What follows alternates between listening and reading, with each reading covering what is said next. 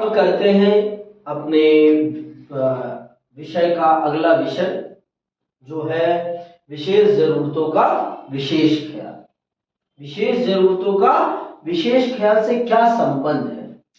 जैसे कि हमने पिछली क्लास में समझ लिया कि क्या है आपका समानुपातिक न्याय या प्रोपोर्शनेट जस्टिस क्या है। अब हम चल रहे हैं समझने विशेष जरूरतों का विशेष ख्याल। मैंने आपको इक्वालिटी वाले चैप्टर में समझाया था कि कुछ चीजों में हमें कुछ विशेष रूप से सहायता करनी पड़ती है। कुछ विषयों में हमें कुछ लोगों के साथ विशेष बर्ताव करना पड़ता है। जैसे मैंने एक महिलाओं की परिस्थिति के बारे में बताया था आपको, है ना, कि उनको मां बनने का सौभाग्य प्राप्त हुआ है भगवान के द्वारा। तो अगर उस परिस्थिति में अगर वो प्रेग्नेंट है तो उस परिस्थिति में हम उनसे काम नहीं करवा सकते। अगर हम उनसे उन परिस्थितियों में काम करवा रहे हैं तो ये सरासर अन्यायपूर्ण है। ये सरासर अन्यायपूर्ण है। समझ में आई बात? ये सरासर क्या है? अन्यायपूर्ण। और ये एक न्यायपूर्ण समाज को इस प्रकार की हरकतें नहीं करनी चाहिए। समझ में आई बात? तो आइए समझते हैं क्या है विशेष जरूरतों का विशेष ख्याल। क्या है विशेष जरूरतों का विशेष ख्याल? ठीक है, चले समझे विस्तार से। न्याय के इस तीसरे सिद्धांत को हम समाज के लिए मान्य करते हैं। वह पारिश्रमिक या कर्तव्य का वितरण करते समय लोगों की विशेष जरूरतों का ख्याल रखने का सिद्धांत है। इसे सामाजिक न्याय को बढ़ावा देने का तरीका माना जा सकता है। समाज के सदस्यों के रूप में लोगों की बुनियादी हैसियत और अधिकारों के लिहाज से न्याय के लिए यह जरूरी हो सकता है कि लोगों के साथ समान बर्ताव किया जाए, लेकिन लोगों के बीच भेदभाव न करना और उनकी मेहनत के अनुपात में उन्हें पारिश्रमिक देना भी यह सुनिश्चित करने के लिए शायद पर्याप्त न हो कि समाज में अपने जीवन के अन्य संदर्भों में भी लोग समानता का उपभोग करें या कि समाज समग्र रूप से न्यायपूर्ण हो जाए। लोगों की विशेष जरूरतों को ध्यान में रखने का सिद्धांत समान बर्ताव के सिद्धांत को अनिवार्यता खंडित नहीं बल्कि उसका विस्तार ही करता है, क्योंकि समकक्षों के साथ समान बर्ताव के सिद्धांत में यह अंतर्निहित है कि जो लोग कुछ महत्वपूर्ण संदर्भों में समान नहीं है उनके साथ भिन्न ढंग से बर्ताव किया जाए। अब मान लो आप दोनों एक समान हो हर चीज में, बताओ आप दोनों हर मामले में एक समान हो? क्यों नहीं हो? क्यों नहीं हो एक समान? क्योंकि हम आप दोनों की शारीरिक क्षमताएं अलग अलग है, शरीर की बनावट अलग अलग है और शरीर की अपनी अलग अलग जिम्मेदारियां हैं। जो जिम्मेदारी इनके पास है वो जिम्मेदारी आपके पास नहीं है। तो इसीलिए ये कहा जा रहा है, जब कहते हैं कि समानता में अगर हम सबके साथ समान बर्ताव नहीं करेंगे तो समानता का हनन है, कदापि नहीं। अगर कुछ विशेष है, अगर किसी के साथ कुछ विशेष बर्ताव करने की आवश्यकता पड़ रही है और हम उसके साथ विशेष बर्ताव कर रहे हैं तो वो कहीं से भी अन्यायपूर्ण या असमानता का उल्लंघन नहीं है। क्योंकि हम जब भी किसी के साथ विशेष बर्ताव करते हैं तो हम समानता को बढ़ावा देने के लिए ही ऐसा करते हैं। हम समानता को बढ़ावा देने के लिए ही ऐसा करते हैं, जिससे कि समानता को ज्यादा से ज्यादा बढ़ाया जा सके, जिससे समानता को ज्यादा से ज्यादा बढ़ाया जा सके और समाज में समानता के सिद्धांत को स्थापित किया जा सके और सबके साथ न्याय किया जा सके। आगे सुनो। विशेष जरूरतों या विकलांगता वाले लोगों को कुछ खास मामलों में असमान और विशेष सहायता के योग समझा जा सकता है, लेकिन इस पर सहमत होना हमेशा आसान नहीं होता कि लोगों को विशेष सहायता देने के लिए उनकी किन असमानताओं को मान्यता दी जाए। शारीरिक विकलांगता, उम्र या अच्छी शिक्षा और स्वास्थ्य सुविधा तक पहुंच ना होना कुछ ऐसे कारक हैं जिन्हें अनेक देशों में विशेष बर्ताव का आधार समझा जाता है। ये वो कारक हैं जिनके पास ये सुविधाएं नहीं है, जिनके पास ये सुविधाएं नहीं है। सबसे पहले तो शारीरिक विकलांगता, फिर आपके पास अगर अच्छी शिक्षा, अच्छा स्वास्थ्य और आय का बेहतर साधन नहीं है तो ये वो मापदंड है जिनके आधार पर आपके साथ विशेष बर्ताव या विशेष रूप से आपको कुछ आर्थिक सहायताएं प्रदान करना सरकार की जिम्मेवारी बनती है और इसे किसी भी रूप में असमानता का बर्ताव नहीं माना जा सकता है। या हम इसे कहेंगे कि ये सरकार के द्वारा आपको समानता का लाभ उपलब्ध कराने के लिए आपके साथ ये व्यवहार किया जा रहा है, या आपको समाज में समान रूप से महत्व प्रदान करने के लिए, समान गरिमापूर्ण जीवन प्रदान करने के लिए आपके साथ ये व्यवहार किया जा रहा है। अगर गरीब को गरीब रहने दिया जा रहा है तो वो सरासर अन्यायपूर्ण है, सरासर अन्यायपूर्ण है। जो व्यक्ति बीमार है और उसके पास बीमारी का इलाज कराने के लिए पैसा नहीं है और सरकार उसे बीमारी का इलाज कराने के लिए पैसा उपलब्ध या सुविधाएं उपलब्ध नहीं करा रही तो वो सरासर अन्यायपूर्ण है। वो सरासर क्या है? अन्यायपूर्ण। या सरकार उसका इलाज करवाए या सरकार उसको इतना काबिल बनाए कि वो अपने इलाज कराने लायक धन का प्रबंध कर सके। समझ में आई बात? ये सरकार की जिम्मेदारी है कि जो इस काबिल नहीं है उसको उस काबिल बनाने में मदद करे, ये सरकार की जिम्मेदारी है। आगे सुनो।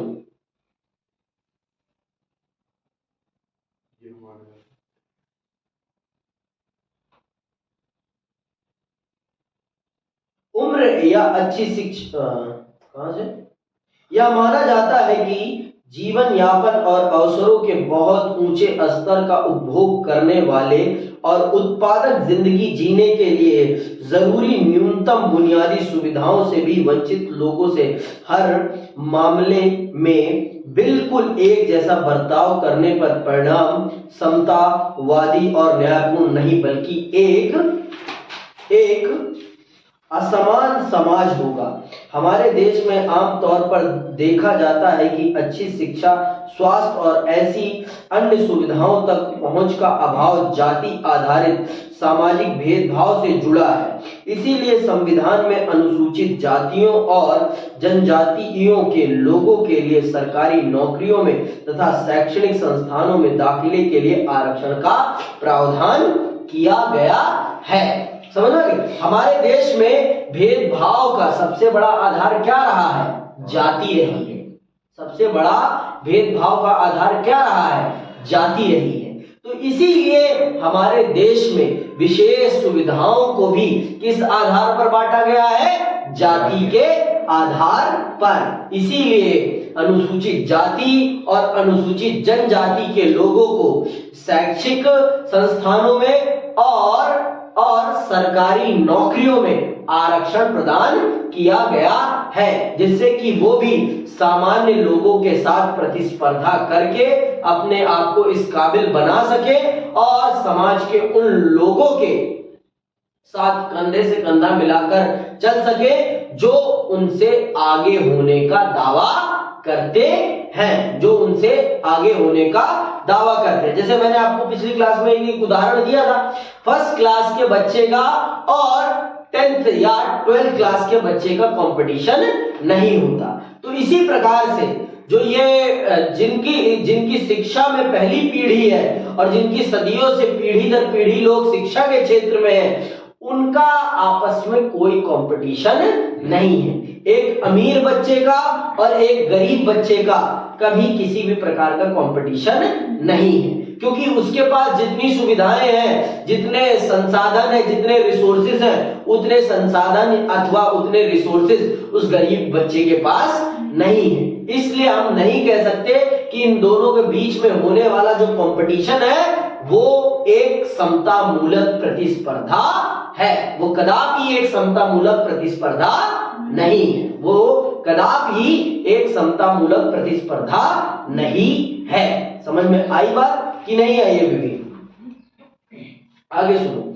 न्याय के विभिन्न सिद्धांतों पर हमारी बहस ने यह संकेत दिया है कि सरकारें कभी कभी न्याय के उपरोक्त 3 सिद्धांतों समकक्षों के बीच समान बर्ताव, लोगों को मिलने वाले लाभों को तय करते समय विभिन्न प्रयास तथा कौशलों को मान्यता देना और जरूरतमंदों के लिए जीवन के न्यूनतम मानकों और अवसरों का प्रावधान के बीच सामंजस्य बिठाने में कठिनाई महसूस कर सकती है।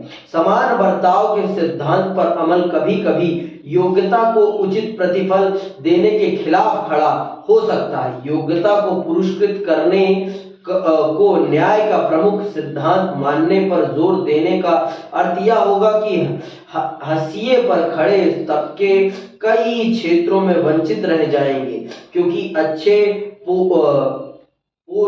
पोषण आहार और अच्छी शिक्षा जैसी सुविधाओं तक उनकी पहुंच नहीं हो पाती है। देश के विभिन्न समूह भिन्न नीतियों की तरफदारी कर सकते हैं, जो इस पर निर्भर करता है कि वे न्याय के किस सिद्धांत पर बल देते हैं। ऐसी स्थिति में सरकार की जिम्मेदारी बन जाती है कि वह न्यायपरक समाज को बढ़ावा देने के लिए न्याय के विभिन्न सिद्धांतों के बीच सामंजस्य स्थापित करे।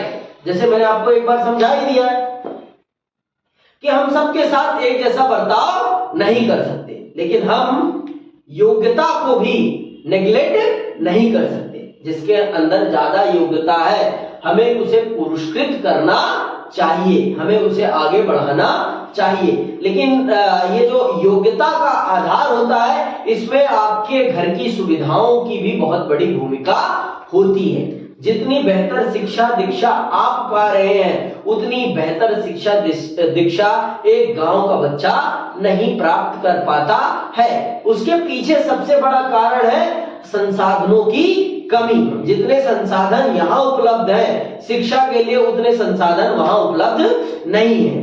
तो मान लेता हूं मैं आपके अंदर योग्यता अधिक है, परंतु उस बच्चे को भी ऊपर उठाना है हमें, तो हमें उसे किसी ना किसी रूप में ऊपर उठाने के लिए सरकार को कुछ ना कुछ प्रयास जरूर करना चाहिए, नहीं तो वो हमेशा उसी गर्त में रह जाएगा।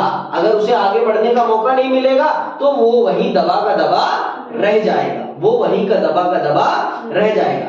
एक बार के लिए आपको दबाना न्यायोचित होगा, लेकिन उसको दबाना, उसकी राह में बाधा पैदा करना कहीं से भी न्यायोचित नहीं है। क्यों? क्योंकि वो पहले से ही दबा हुआ है, और दबे हुए को दबाना कहीं से भी न्यायोचित नहीं है, कहीं से भी न्यायोचित नहीं है। अगर उसके अंदर कुछ कमियां हैं तो उसकी कमियों को हमें अनदेखा करते हुए उसे आगे बढ़ने देना चाहिए, हमें उसे आगे बढ़ने देना चाहिए। क्यों? क्योंकि अगर हमने आज उसकी राह में बाधा पैदा कर दी तो फिर वो कभी भी आपके बराबर खड़ा नहीं हो पाएगा, आपके बराबर खड़ा नहीं हो पाएगा। इसलिए उसकी राह में हमें बाधा नहीं पैदा करनी चाहिए, हमें उसकी राह में बाधा नहीं पैदा करनी चाहिए, जिससे कि वो आगे बढ़ सके। तो सरकार को हमेशा सामाजिक न्याय को स्थापित करने के लिए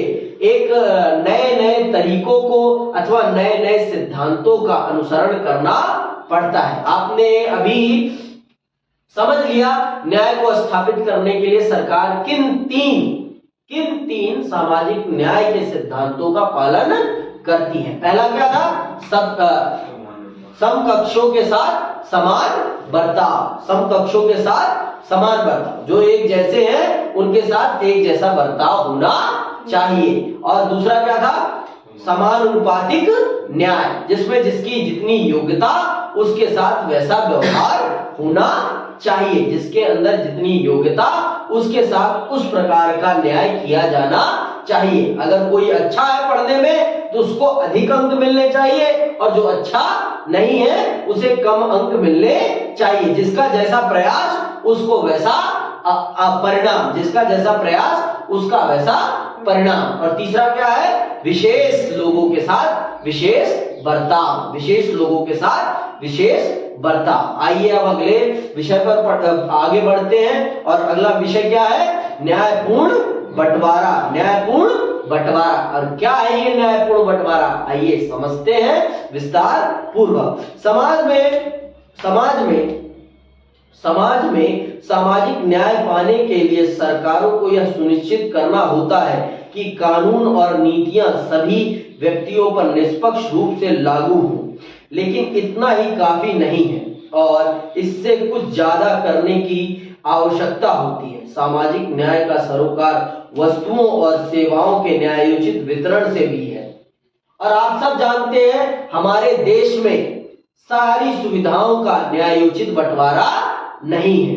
सारी सुविधाओं का न्यायोचित बंटवारा नहीं है। कि बंटवारा है, जैसे मैंने आपको बार बार उदाहरण दिया है कि गांव और शहरों में जो बच्चे पढ़ रहे हैं, गांव के बच्चों के पास उस प्रकार की सुविधाएं नहीं है जिस प्रकार की सुविधाएं शहर के बच्चों के पास है। जिस प्रकार की सुविधाएं आपके पास है उस प्रकार की सुविधाएं उनके पास नहीं है। तो न्यायोचित बंटवारा नहीं है। आज भी हमारे देश में संसाधनों का न्यायोचित बंटवारा नहीं है। रिसोर्सेज का जस्टिसफुल डिवीजन नहीं है। आज भी हम अपने गांवों को उन सुविधाओं से, उन मूलभूत सुविधाओं से लैस नहीं कर पाए हैं जिससे कि वो अपने दम पर आगे बढ़ सके और अपने आप को भी शहर के बच्चों के समान कौशलवान बना सके। शहर के बच्चों के समान कौशलवान बना सके। समझ में आई बात? आगे सुनो। सामाजिक न्याय का सरोकार वस्तुओं और सेवाओं के न्यायोचित वितरण से भी है, चाहे यह राष्ट्र के बीच वितरण का मामला हो या किसी समाज के अंदर विभिन्न समूहों और व्यक्तियों के बीच का। आप खुद बताओ, क्या जितनी सुविधाएं इस दिल्ली शहर में उपलब्ध हैं उतनी सुविधाएं भारत के एक ग्रामीण क्षेत्र में उपलब्ध हैं? जितने अस्पताल आपको इस गोल मार्केट इतनी नई दिल्ली के एरिया में मिल जाएंगे, क्या इतने अस्पताल गांव के 10 किलोमीटर के दायरे में भी हैं? इतने बड़े सुविधाजनक अस्पताल यहीं पर आप देख लो। यहीं 5 किलोमीटर के अंतर्गत 2 बड़े बड़े अस्पताल हैं। 2 बड़े बड़े अस्पताल कौन से? डॉक्टर राम मनोहर लोहिया और आपका Kalawati lady Harding medical college. 2 बड़े बड़े अस्पताल हैं। और गांव में चले जाओ, आपको 10-10 किलोमीटर 20-20 किलोमीटर तक आपको कहीं भी अच्छी सुविधा से संपन्न अस्पताल देखने को नहीं मिलता। 10-10 20-20 एक जिले में भी नहीं होता इतना बेहतर अस्पताल। तो ये क्या है कि ये बता रहा है कि हमारे देश में सुविधाओं का, सेवाओं का और संसाधनों का न्यायोचित बंटवारा आज भी नहीं हो पाया है। आजादी के 75 साल बाद भी, आजादी के 75 साल बाद भी। तो हम कह सकते हैं कि हमारी ग्रामीण जनता के साथ आज भी सामाजिक न्याय नहीं हो पा रहा है। हमारी ग्रामीण जनता के साथ आज भी सामाजिक न्याय नहीं हो पा रहा है। उनको आज भी उनकी प्राथमिक सुविधाएं उपलब्ध नहीं हो पा रही हैं जो उनके विकास के लिए बहुत ज्यादा आवश्यक हैं, जो उनके विकास के लिए बहुत ज्यादा आवश्यक है। आगे सुनो। यदि समाज के गंभीर सामाजिक या आर्थिक यदि समाज में गंभीर सामाजिक या आर्थिक असमानताएं हैं तो यह जरूरी होगा कि समाज के कुछ प्रमुख संसाधनों का पुनर्वितरण हो, जिससे नागरिकों के जीने के लिए समतल धरातल मिल सके। इसीलिए किसी देश के अंदर सामाजिक न्याय के लिए यह जरूरी है कि न केवल लोगों के साथ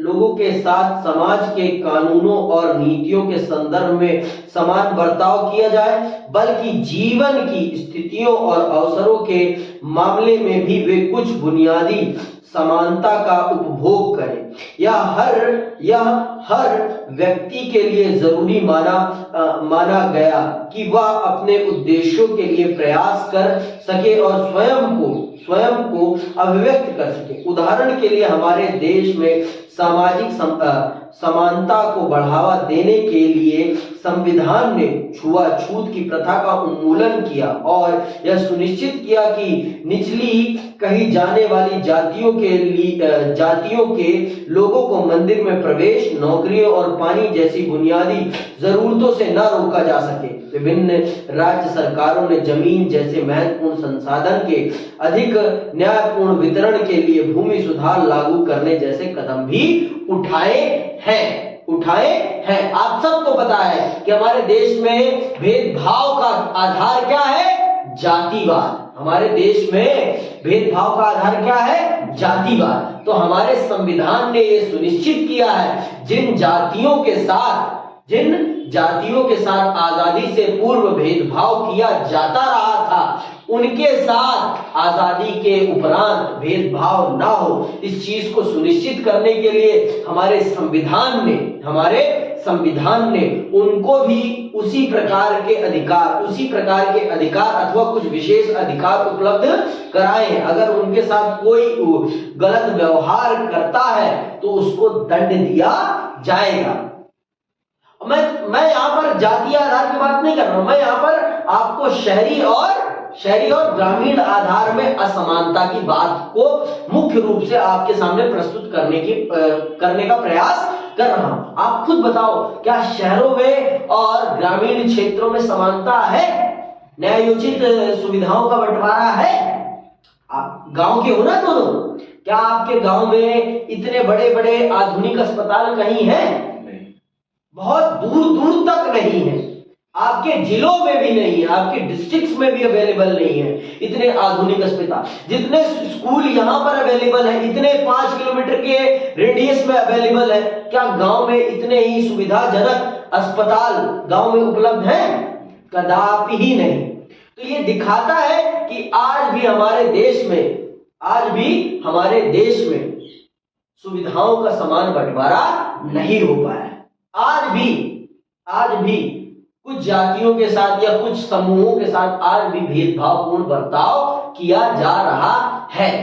तो ये दिखा रहा है कि अभी हमें बहुत काम करने की जरूरत है। हमें अपने समाज को और शिक्षित करने की जरूरत है और उनके अंदर नैतिकता के भाव को पैदा करने की जरूरत है, जिससे कि सबको सबके हक मिल सके। आगे सुनो। समाज में न्याय की स्थापना से जुड़े कुछ सवाल सामने खड़े हैं। क्या संसाधनों का वितरण और शिक्षा तथा नौकरियों तक समान पहुंच सुनिश्चित की जाए, और यदि हां तो कैसे? ऐसे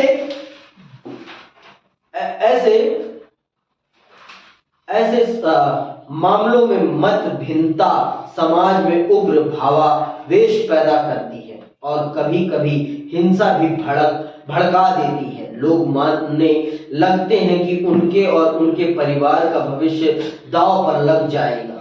हमें क्रोध और हिंसा के ऐसे भी मामले याद हैं जो कभी हमारे देश के शैक्षणिक संस्थानों में या सरकारी नौकरियों में सीट आरक्षण के प्रस्तावों से फूटते रहे हैं। बहरहाल राजनीतिक सिद्धांत के विद्यार्थी होने के नाते न्याय के सिद्धांत की अपनी समझदारी के मामले में हमें ठंडे दिमाग से इन मुद्दों की जांच परख करने में समर्थ होना चाहिए।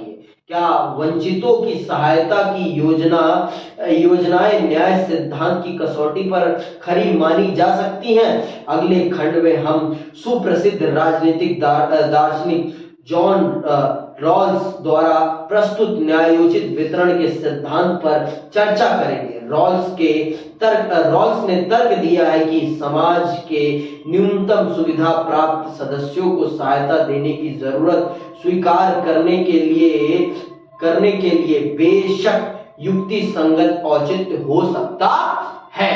देखो अभी हम अगली क्लास में समझेंगे कि रॉल्स का न्याय सिद्धांत क्या है। लेकिन मैं आपसे एक प्रश्न पूछता हूं, क्या जिनके साथ सदियों से भेदभावपूर्ण व्यवहार किया गया है, क्या अगर उनको कुछ विशेष सुविधाएं प्रदान की जा रही है तो क्या वो अन्यायपूर्ण है, या न्याय को स्थापित करने के लिए ये जरूरी है?